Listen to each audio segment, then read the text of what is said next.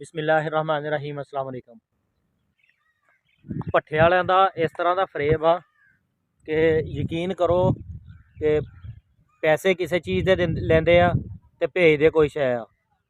इस टाइम वाले पिंड ये नज़दीक एक भट्ठा है जिहदा यानी कि ओनर हैगा चौधरी अहमद जट।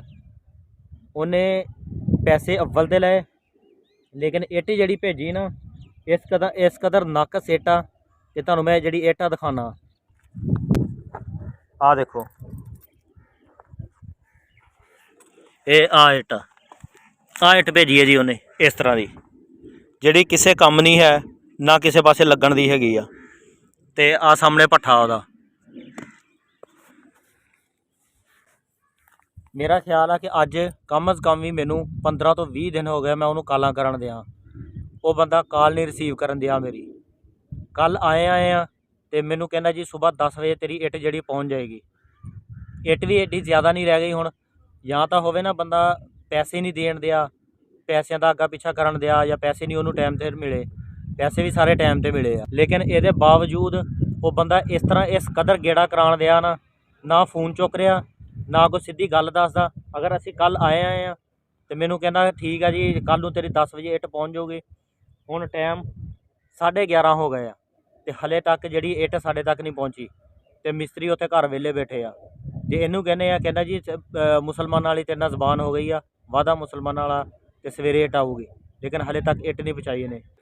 तो अमला इस कदर इन्होंने पक्का किया कि आके उन्होंने भी कोई गल पुछो ना तो वह भी गल सीधी कोई नहीं दसन दिया। तो मैं उपर जाके भट्ठा दिखाना उत्तों इट का कहता कि जी तेनू चली गई है ना यानी कि साड़ी गलती है, गलती मनन भी दिया कि गलती है साड़ी, दोम तेनों चली गई आ या अव्वल दी दोम दी छाड़ गई आ, वो तेनों असी यानी कि असी वापस नहीं लैके आनी, वो बदले असी तेनों इट जी होर दे देने तेनों साढ़े वालों गिफ्ट आ भट्ठा जी। आ भट्ठा जितों उन्हें इट भेजी आ।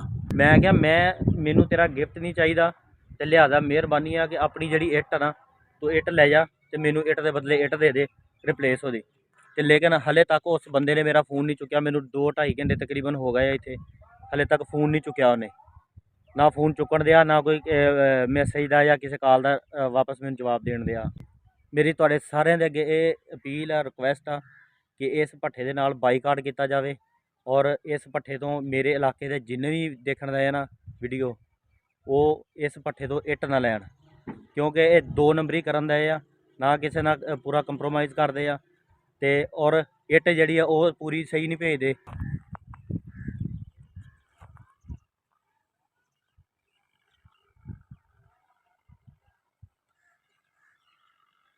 अगर यही इन्हों को इट लैन वाला पैसे घट दिंदा या टाइम सिर पैसे ना दिंदा तो इन्हें तो सिर ते बांह रखी होनी सी।